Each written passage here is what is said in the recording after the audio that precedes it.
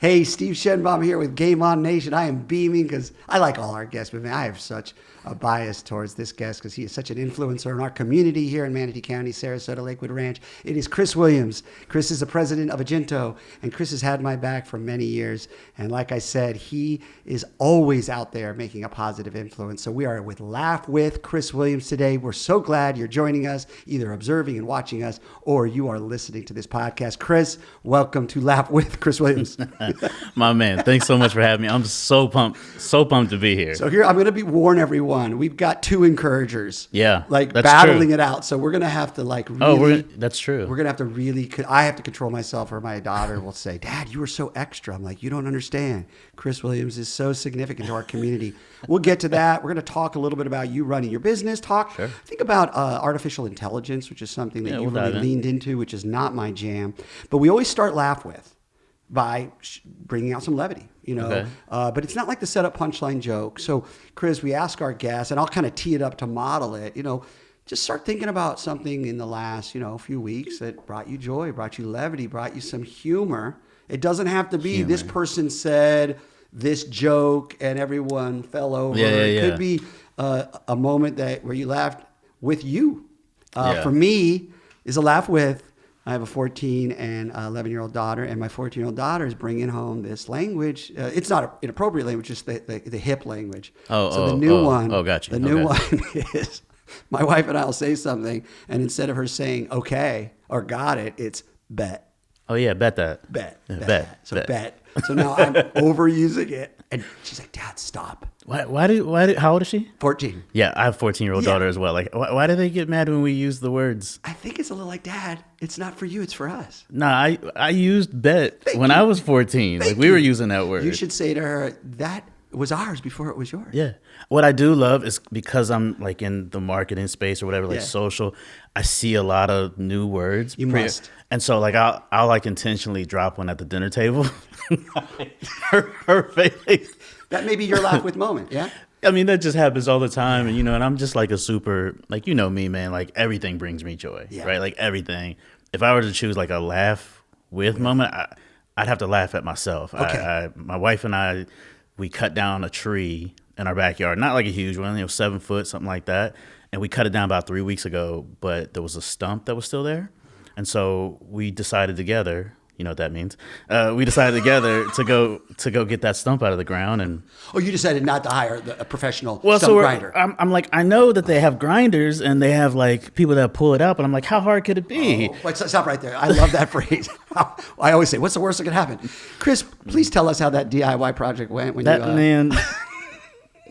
That stump, man, that thing weighed 10 million pounds. That thing would not come out of the ground.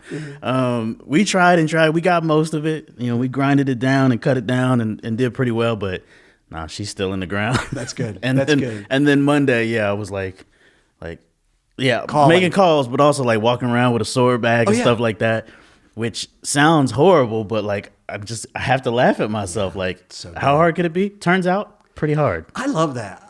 First of all, I love that you share that. I love that laughter does not have to be like set up punchline joke. It could be self-deprecating as long as you don't shame yourself. But I love that title. How hard could it be? and unfortunately, I say it a lot, and then it always turns out that way. Like, oh, okay. I love that, Chris. So we talked about you being president of Aginto. You are an influencer in our community, and I say that appreciate that. True sincerity. Like, you're at the events, but it's not just about you. You're always looking to network and connect people and help them grow. You've had me on your live podcast. That was fun. That was so wonderful. But it's such an honor to have you be our guest. One of the things that I'm curious about as we kind of enter into this AI space is I have a lot of respect for you with the AI. I'm struggling with it, but being someone who's really relational, being someone that likes to and is okay being around people, how are you finding this? What are some of the main questions people are asking you when it comes to like basic, not heavy duty stuff, basic AI? Are you seeing some common threads when it comes to questions they ask you? Yeah, I mean, people generally will ask it around work-related stuff, right? How can I be more efficient, or how can is it going to take my job, stuff like that. But I try to stress to people to integrate it with every part of their lives, right? Like, so even like we were in the backyard, I was talking about that tree stump. Right, good. When we moved in, there was a piece of sod that didn't take. Like it was a square dying piece of grass, and so I started taking pictures of it and sending it in. Like, okay, what do I need to do? So just break this down. This is like, Yeah. I am amateur. I got you. You're taking a picture of that sod and you're putting into the prompt like ChatGPT. What type of sod is that? Yeah, here's the type of sod that it was. Yeah. Right, it was Bahia or something. And they come right like back with that answer. Right. And I need to revive this. Like, can I save it? Is it salvageable? And then I would take a picture every day, following the instructions, and give it an update, and then say, okay, well, don't water today because it rained this morning, so you don't want to overwater. ChatGPT is telling you this, or whatever platform. Oh you yeah, use. absolutely. So this is great. Help me here. Okay. I'm confessing, and hopefully we're not filming this. Hopefully not. I am such an encourager. I got my blind spots. Okay. That I will prompt the ChatGPT with things like, "Hi, how are you? How are you? Please." Like, is that normal? Is that normal to be like, "Can you please do your best to put this blog into a less wordy?" They like the founders or whatever have said, you don't need to say please, and but I can't help it. I do too. I say please because I feel like one day, like I've seen Terminator, right? Like I want the robots to remember me, that I was Chris was one of the nice guys. and respectful to my robots, right? Like, so I always say please. I do too. And I'll be like, thank you. Yeah. I go, that thanks. was great. Yeah, that's good job. Thank you. And then I'll move on. Okay. I feel like I get better responses when I'm more encouraging and I'm actually engaging instead of just saying, cool, next. Right? That makes me feel like so much better. Yeah, no. And I think it also goes back to, like, I remember when the virtual assistants came out, like Google Home and Alexa and stuff like that. Yeah. And I remember my daughter being 4 or 5, and she would walk up like, Alexa, turn the lights on. And then she would just walk away. And I'd be like, yo. No, say thank you. That's awesome. You know what I mean? Because, like, that's a teachable moment. It's a teachable moment. Yeah, exactly. Like, I don't want her walking up to people and just saying stuff and then walking away, not being gracious and things like that. And so I was like, no, say thank you or say please or whatever. It was a teachable moment. Gosh. But now, like, when I'm using the robots, like, I'm trying to do the same. Like, okay, could you please tell me what the weather looks like tomorrow? I feel much better. And listen, again, rudimentary. But I think a lot of people out there are not at your level. No, I mean, I dove in maybe 4 years ago, like really, what sparked really heavy. that? What got you to first kind of just embrace as a marketing person? Yeah. I gotta lean into this and actually become somewhat of an authority so I can help others. The authority part of it just kind of happened organically. Okay. I started really dabbling with it because people were saying it writes content. This was 4 or 5 years ago. Okay. I employed 3 full-time content writers at the time. Yeah. So I'm like, all right, well, somebody's going to ask me about it, taking their job. That's a conversation I need to be prepared for. And so I would go in and kind of play with it, like, write me a blog post about whatever. And it was pretty good. It wasn't great. It wasn't a human writer. Right. Sometimes just no joke. I'll hear like the water dripped from the tulip. Yeah. And the effervescence of the erudition. I'm like, I'm sorry that I don't. And in today's world, you know what I'm saying? It says that all the time. You did the move. That's how it does. In today's world. When it comes to, like, come on. So you can see the patterns of that language that's sort of a universal catchphrases. AI speak. Yeah. So, sorry, you were saying you were trying to help maybe secure. So, I dove in to just see, is it going to take somebody's job? Like, is this going to, is my competition going to use all robots and get rid of human writers? And then am I going to be behind the ball? I'm a business owner, like, so I have to be on top of those things. And so, I remember studying it and seeing that it was okay, not great. It was okay. But my eyes or my ears started to really think about, like, well, where else can I use this? Where else does it apply? I love it. I'll be honest. When you said, my wife and I are figuring out the sod, I'm not rhythming that way to like use it to listen. Time is valuable. Extremely. Yeah, extremely. And even like my wife will surprise me, man, because like you said, I'm the AI guy or whatever. Like she's probably more advanced than I am. Like we'll go to an event, we'll have an event planned, and she'll use it to like say like, does this outfit work for this style of an event? Like this bag with these shoes or whatever. And it'll come back and be like, you know what? The outfit you were going to wear for such and such might be better because of this, and that. Oh, okay. And it's logging that rhythm and tone as well. So the more you plug in things like everything. sod, fashion, we're going to a Broadway show versus we're going to a concert. They're picking up. It's interesting, actually. We talk about these things called coins. We'll get to that in a little bit. Okay. But they're gathering your coins, if you will. Yeah. Your interests, your hobbies, your your where you like to spend your time and your money. And It remembers everything about you that you tell it. yeah. Right. So, I mean, be careful with what you tell it, everybody, I suppose. But like, if you don't have anything to hide, yeah, it remembers everything about you. Come on. Hey, what is the balance that you're facing with it being utilized, even as let's go business now, in Sure. Aginto, Yeah. you're such a good developer of people. And I'm not just overly encouraged. I've appreciate watched it. you. I You have appreciate it. Trey on your team and some other, and I've watched your posts where you talk about elevating your staff members, which I love. Yeah. But what's the fine balance, Chris, from your perspective when it comes to you using AI as a support system versus using it out of laziness or as a crutch, if you will? Yeah. Support versus crutch. Yeah, I think in many ways it encourages laziness, right? It encourages less creativity.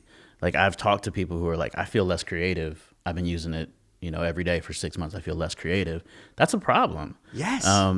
But if you don't let go of the human part of being a human, right? Like I have a one-on-one with every team member every month. Okay. Okay. I write out my notes, right? And I got this from Joey Brandon. Shout out Joey Brandon. Oh, I like how right? you went to the camera. I like how you went to the camera. I said to Chris, I'm going to go to my camera and say, hey, there's your camera. Chris is like, I know, Steve. And he said, you can break the fourth wall. He's like, when I do shout outs, I'm doing it right now. I'll break the fourth. You're a pro. I'll do one too. Joey Bannon, I know you too, man. Hey, shout out. Okay. So I take my notes because I'm trying to learn how can I better serve them? How can I better pour into them? Could I run that into AI and then have it remind me of stuff? Probably. But then am I actually going to follow through on the things that we talk about? Probably not. That's discipline. Yeah. In my mind. Yeah, I suppose so. I'm not yeah. an AI expert, but I've written blogs for 3 straight years. I never used AI, and it's discipline because you can look left and look right when you're sitting at your desk at 5 p.m. on a Friday and go, do I write this blog or do I write a prompt? Hey, yes. And do I write me a blog about Right. improv and how it helps people engage authentically?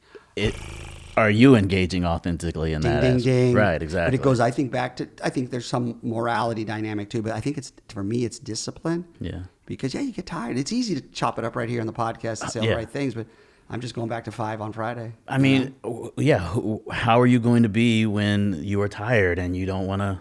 Yeah, I completely get that because at that point you're gonna revert to who you really are. Very similar to like boxing and stuff like that. I'm really into boxing, and people will come out of the corner with a strategy, and they get popped in the mouth, then they revert back to who they really are. Oh, we just transitioned, and I didn't do it. I love it, Chris.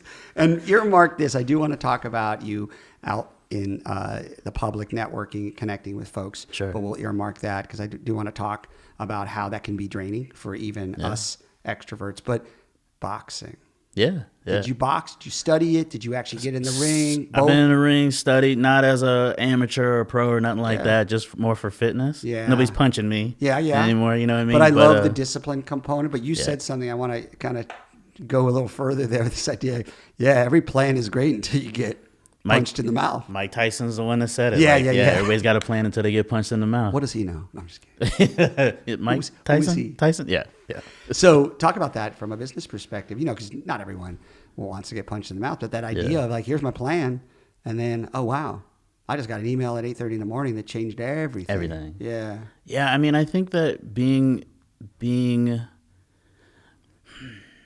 everybody does have a plan and your day may have a plan. And if you get an email or something that is going to change that, are you going to allow it to change who you are? Are you going to allow it to change your demeanor for the day? Are you going to allow it to steal, your joy or whatever people want to call that, your energy or whatever it is for that day, right? I find when I get into the office, I'm pumped. Like I enjoy what I do. Yeah, it right? shows. Yeah, I appreciate that. So I get in, I'm focused, I'm pumped. If I let this email ruin that, it's going to ruin 5 or 6 hours of really deep, meaningful work. Yeah. What's that really mean? Like that's revenue, that's impact, that's, all these things that actually matter. Not saying that what's in that email doesn't, but I can't let it destroy everything else that I'm building. That's good perspective. Yeah. Yeah.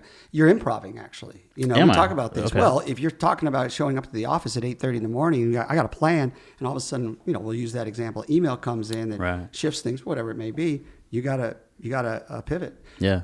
I want to talk about improv in boxing. Please. Yeah, I mean, you again, you're not fighting someone else per se, but you're using it for I'd say your mental, emotional, and physical well-being. Yeah. Okay. Yeah. But Yeah. I mean, when you're boxing, do you ever spar? Oh yeah. Yeah. So talk about. I'm just curious about this. I mean, we're an open book, but Yeah. I think this does connect back to communication. I mean, think about improv as act and react. Think about improv as structure, but with creativity. Okay. So now we're in the ring. Yeah. You know, you might have the first, I don't know, 2 moves played out, but I mean, you're For acting sure, and reacting, but you have, right? you have to react, yeah. And I mean, the one thing to remember in sparring, the difference from like a match, Good. right? Like, so in sparring, both opponents are like probably working on things, right? Like, I'm trying to figure out how to throw this particular punch or set this particular trap or whatever. Will you talk to your sparring partner? I'm going to connect this back to communication and business, but are you talking to your business partner and saying, hey, I'm working on my left. Hey, what are you working on? You just kind of just... Heck no. No. I love it. Like, Steve, that's never did. Maybe that's a good way to get knocked Yeah, out. you get knocked out that way, right? I'm like, here's my plan. Yeah, What's this is yours? what I'm And going to do dude's today. like, I'm not going to tell you. It's G14 classified, man. No, not at all. Because Overshare. you're trying to work on something or whatever. But yeah, like if somebody throws something you're not ready for, it's gonna force. It's human nature. Like, Yeah. you get popped, you knocked off your spot or whatever. Yeah, how are you gonna react? The same is true in life. The same is true in business. The same is true in parenting, or it's everything. It applies to everything. How are you gonna react? What are some of the things, Chris, you are doing? You mentioned about the sod in the outdoors and trying to just fix that stump alone with your wife. Man. Shame. I resemble that. Talk about boxing, which you're busy, but what are some other things you're doing to keep that energy going? You know, because you're not that you're on all the time, and we'll talk about that, but you know, what are some things that get you in the right mindset to lead your company? And it's an outer-facing company. It's not like you're all behind computers. No, very public facing. Yep. Yeah. Yep. What are some things that allows you to keep your mental, physical, and emotional, spiritual well-being on track? Yeah, I would point to my faith, and I would point to, like, it's really the only thing, not the only thing, but it's one of the only things that I is sacred on my calendar, right? So outside of the Laugh With podcast at noon today, because I was pumped to get here. I'm going back to camera. I was so excited. I get excited for every guest, to tell you the truth, but I just wasn't worried at all. No, man, I my morning time, I get up in the morning, pour some coffee, and then I sit down and I have just prayer time. Like, I follow a devotional. I'm probably in that 15, 18 minutes, something like that. You. Every day, every morning. Every day, every morning, no matter where I am. Discipline. That's huge, by the way, because I know you travel, you're on the road. Yeah, for sure. Anywhere where you are. Anywhere I'm at. Good. Yeah. Luckily, we have apps and stuff now, right? So, like, I can just pop my phone open and do that. And then, 5-6 minutes in prayer, and then I start my day. But that 20 minutes, man, like, it's completely in, I want to say my control. It's really his control, right? But, like, because I keep it sacred, I'm keeping everything else outside. I'm not checking my email. Yeah. I'm not looking at LinkedIn or Twitter or whatever. I'm not looking at the news. It's my time with God. And so when I get out of that, like, okay, now I can turn the page to what this day is. Come on. And your family knows that that's sacred to you. Yeah. Imagine what's the impact it has on your children. You mentioned you have a 14-year-old daughter, like I do. Yeah. How many other kids? That's it. Just your 14-year-old daughter. Yeah. What's that like for your daughter and your wife to know, especially the daughter thing? This is personal because I'm a father of a 14, 11-year-old, but she sees dad if she's up that early, but she knows. She ain't up that early. Does she know that does she know that's She knows. We've talked about it, like, in the car rides to school. Yeah. Very rarely will she come out of the room, like, before school or whatever, and see me. Because usually I'm up before she's even up. Yeah. And I have my time, and then maybe I'm in the shower or something like that, right. But yeah, she knows. And my hope is that, okay, so I do a lot, like serving the homeless and stuff like that. Mm-hmm. Man, my mom took me to the soup kitchen as a kid. And it wasn't something like that it was a big deal. It was just something that was consistent. She would take me to go serve. And then when I got older, it was something that I had to go do. Like, it was just a part of, I want this. She planted those seeds and she invited you in and she made it normal for you. Yeah. And so I just hopefully am planting some of those seeds. I mean, we can parent by instruction, absolutely, in many cases, but more by example, I Oh, think. they're watching. Yeah. I'm working on it. Not just when we say bet. Such a good callback. Chris Williams, you got there before I got there. You called it back. That's it. Cut the podcast. You brought back bet early. Chris, one last thing on that devotional time, your quiet time with the Lord. Do you have, this is just for me, if people want to pick up on it, it's great, but do you have a specific spot when you're home that's your spot, or do you mix it up around the house? Yeah, no, right now it's on the couch. Got it. When the weather's a little bit nicer, I'm hoping I can go back to sitting out like right outside. Got it. Because even on like a hot day, it's not too terribly hot first thing in the morning. Yeah. Like the way our home faces the backyard, like I got a little bit of shade even. So I'm hoping to get back out, but it's been cold, brother. So let me tell people that are not from Florida. First of all, no one outside of Florida has any sympathy for us. No, they don't care. I was in Berlin, Ohio recently. It was 4 degrees. I couldn't be like, it's 35. No, they don't care. They're like, 35, that's Frisbee weather. Yeah. That's a spring day, man. 35, that's tank top, and Oh, we're yeah. playing basketball outside. No, it's been cold in Florida, and you are right. And I'm sorry if the rest of the country's been colder. We're not used to this. Not used to it. No, 35. not at all. And I grew up in it, right? I grew up in Cincinnati. So, like, I should be used to it, but no, I can't have it. Ice was on my car the other day. I was Shame. mad. No, that's not right. That's not what we signed up for. That's not what I That's not signed, what we up, signed for. up for. I I'm came going here right for the beach. I'm looking right at camera. 35 degrees in Florida does not work. Palm trees are hurt. Cut it Our out. devotional in the morning is hurt. We gotta read inside. I gotta sit on the couch We gotta now? sit on the couch. This Come on. man. Come on, Thoughts man. and prayers, Chris. Thoughts and prayers. Hey, you Prayers. have to sit inside on the couch. Yeah, man. You Tragic. can't get your sunlight. Tragic, man. Oh, poor thing. I want to talk to you about, because you're fascinating to me in terms of being out there, and I mean out there in the most beautiful way. There's people that are out there, and some would argue back in the day, maybe even now, I'm a little out there. Nah. Bet. I'm just kidding. Bet that. Did I do it right, Katie? Katie's our team member here on behind the camera. She looked at me like that was a sweet nod. Kind of. You're out there socially. You're involved. Lakewood Ranch Business Alliance, Yeah. and you already mentioned some of the philanthropic work you're doing, but socially. And Yeah. Katie and I give a shout out to Katie Davis on our team. We talked about this a couple nights ago. Peopling is hard.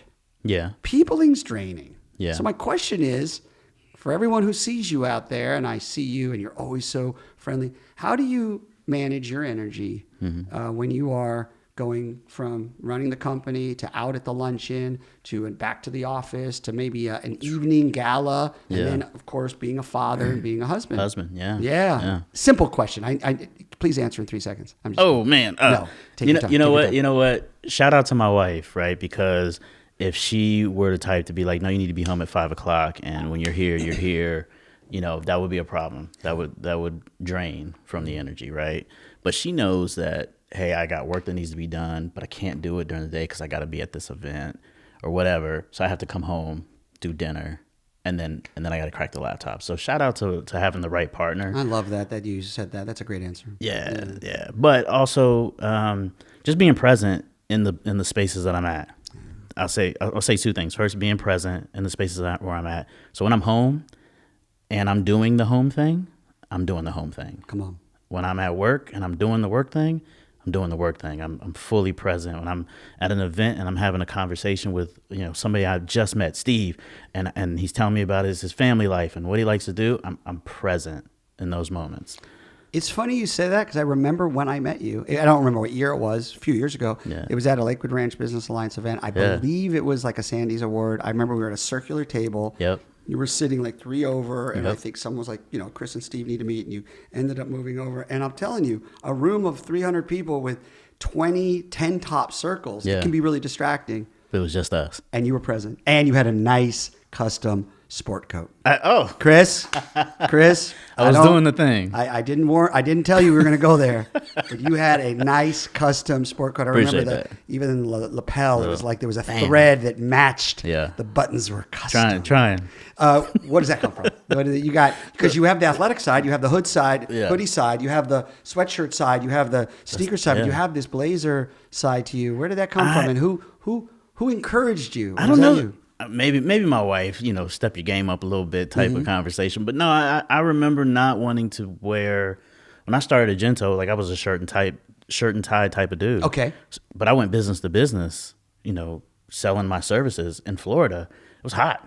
That's a great point. Yeah, like, coat and tie is not easy. I felt, honestly, Steve, I think that I wore the shirt and tie and the coat because I needed to prove to a stranger that I was a professional, right? Like, I'm a professional. Look at my tie. As I got better at my craft and better known and well connected and things like that, I started to think, like, do I really need to put this tie on every day? Okay, do I really need to put this button up on every day?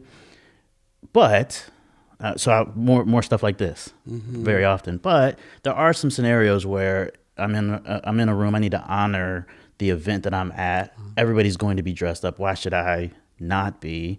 And so the sport coat was a easy, cool way. I don't mean cool necessarily like in hip or whatever. Like it's not super high to throw it on and kind of dress up an outfit, but I can still keep my J's on, right? Yeah. So that's where that came from. I actually love this. I'm beaming right now. I want to make sure you get to finish that, but you're really talking. I mean, that is biblical actually to be a good steward of your presence, but also know what the environment calls for. Yeah. I love that. And I love what you say. It's very practical. I think of it as leaders, and we all are leaders.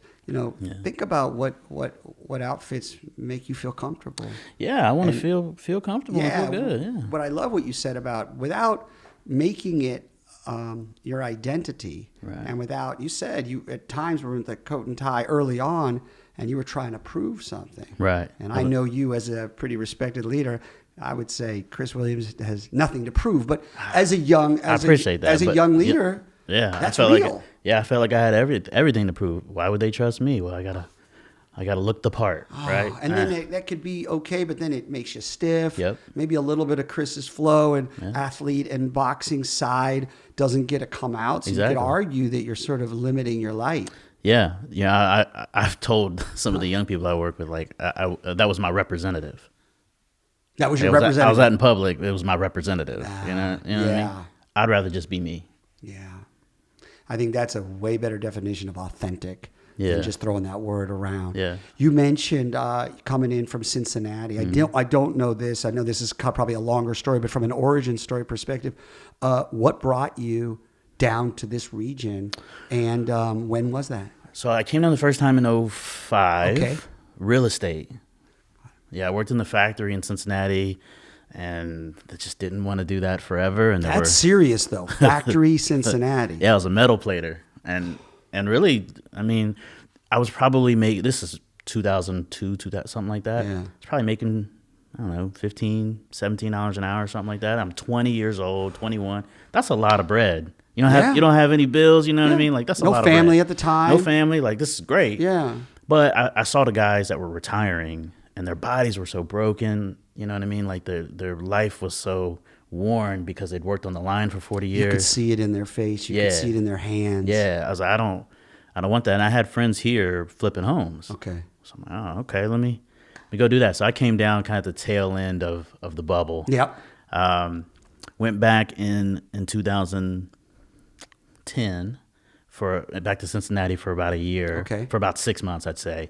But while there, learned that my daughter was on the way. Oh. So wanted to be close. Yeah. So came back here and really on a whim, like didn't have the market. There was no real estate market. Yeah, It's 2011,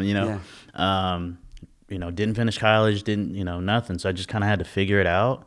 And, fortunately I was blessed with, being able to start the business. So I'm so glad we went there for a little bit. 'Cause I Sure. think people will see from the outside, you're so good with social media, you're so good honoring others. But I really want to encourage everyone to not look at someone like Chris Williams and say it's all perfect and it came out of the gate like that. You're talking on the factory line in Cincinnati at 20. You're talking one move down, back up, move down again. Yeah. I mean, when I got here, I didn't have, I don't know how deep you want to go. Like 2011, I started the business. I was homeless. Like I didn't have anywhere to live. I had a car. I was on the street. Could have been worse. But I had to eat at the Salvation Army, right? Like, so no, definitely not all perfect. And, but I'll say this to you. Yeah.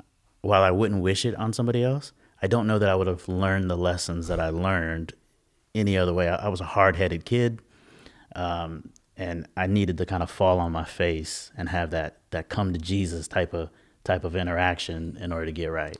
Well, the work and the growth shows, Chris. I'm serious. I And by the appreciate way, you. you said, where do you want to go? I want to go wherever you want to go. So I appreciate that you felt comfortable sharing that. Sure. We're talking laugh with, but laugh with can also be getting real with, Yeah. and having joy with. And there's, to me, levity can exist, but also seriousness and depth and challenge can exist too. Absolutely. And I didn't know that full origin story, but I've seen it play out. I've benefited from it. I appreciate that. I benefit. You've not just said it. You have my back. You've had me on as a guest. You've supported me Always in the spaces, the literal spaces where we're live, and you've supported me online, Chris. As we could go for hours as we put a bow on this segment. What would you share with? Let's call it. I think we both have a passion for young leaders. For those young leaders, what would you share in terms of that takeaway for how we navigate, I'd say, the technical distractions that are around us, and how we stay, you mentioned earlier, how we stay present when we're at home, when we're at the banquet, when we're in the office. I think that we have to be self-aware. Like, we've got to understand. Earlier you said something about, like, I know where my blind spots are, right? Yeah. Like, when we understand where our blind spots are, where our flaws are, or, our habits or bad habits or whatever, when we're self-aware and honest, we can put things in place to combat those things. So, for example, when I started the business, I was real bad with money. I'd get a paycheck and it was gone, baby. It was gone. I had to put things in place to make sure that the bills got paid. Now, that seems like such a normal thing when we talk about adulting, but that was a blind spot for me. So I had to be honest with myself and put those things in place. And so when you talk about how can I be more present here, or there, maybe it comes down to putting your phone on the charger when you go home. Sometimes that's something, or leave it in the car, like whatever, you know what I mean? Maybe it comes down to you're at the office using a Pomodoro technique or something like that, where you're 25 minutes on, 5 minutes off. But for those 25 minutes, you're doing deep work and nothing else, no distractions, right? Kind of tricking your brain to stay exactly where you want to get or you want to be is probably the best way. That's how it worked for me. And I still find myself, seeing a flaw and being like, all right, how am I going to beat this? How am I going to stop eating Reese cups at midnight? We're going to make Chris accountable for that. Chris has gone ahead and said it out loud. We're going to watch those Reese cups. Don't get crazy and overplay it and go no Reese's cups. Bro. Just go one less Reese's They're so cup. good, right? They're so good.